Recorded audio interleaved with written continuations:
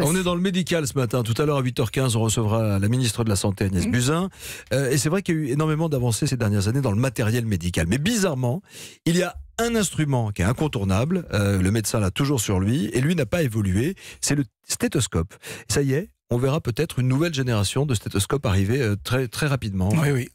Et ça va changer deux choses. Ils vont supprimer pas mal d'erreurs de diagnostic et il y aura plus besoin d'être un expert pour les utiliser. Parce qu'aujourd'hui, comment ça se passe ? Imaginez, j'ausculte Céline. Donc il faut d'abord que je pose la plaque en métal pile au bon endroit. La plaque là, vous le scoutez avec la souris de l'ordinateur. Oui, oui, non, j'essaye, je joue. Donc, il faut vraiment placer la petite plaque en métal au bon endroit. Ensuite, il faut écouter son cœur, écouter ses poumons, interpréter les bruits, savoir si c'est vraiment, s'il y a un problème, si c'est de l'asthme, si c'est de la bronchite, c'est une arythmie cardiaque. Donc c'est vraiment très très compliqué. Tout ça alors qu'il peut y avoir énormément de bruit autour de soi en plus. Ça, c'est de l'empirisme. Voilà. Donc détecter les bruits, c'est compliqué. Eh bien, les nouveaux stéthoscopes, je vais y arriver, vont isoler les bruits des poumons et du cœur, les amplifier pour que le médecin n'ait uniquement le son parfaitement clair. On dirait le livre de la jungle.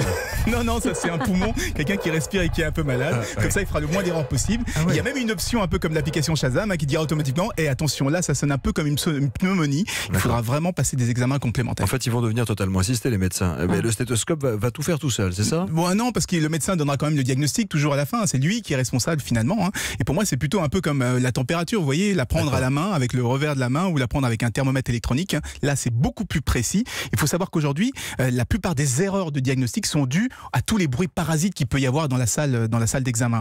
Donc c'est une bonne chose de voir les stéthoscopes enfin arriver au XXIe siècle grâce à deux startups, une qui s'appelle Echo qui analyse surtout le cœur et Sonavi qui vise plutôt les poumons. Et vous verrez, les fameux stéthoscopes, ils vont ressembler à des souris. C'est vrai, vraiment, parce qu'en fait, c'est vrai, vous avez raison de dire qu'il a été inventé au 19e siècle par un Français, c'est René Laennec qui l'avait inventé. Et stéthoscope vient du grec, voilà, petite étymologie ce matin si vous vous réveillez.